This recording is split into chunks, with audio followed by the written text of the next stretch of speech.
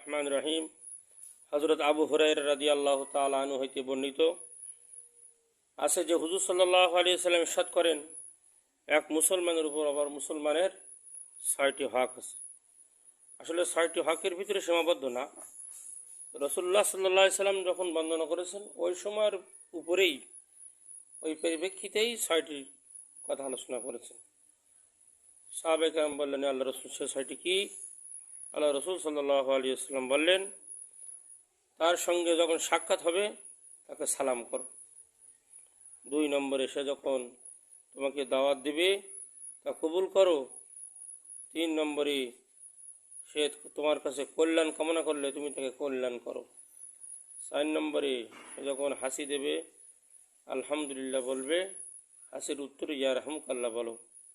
৫ নম্বরে অসুস্থ হলে খোঁজ খবর নাও।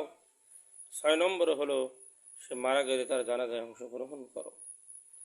এই ৬টি হক তখনকার উপরে নির্ভর করে আল্লাহ রসুল সাল্লাল্লাহু আলাইহি সাল্লাম বর্ণনা করেছেন।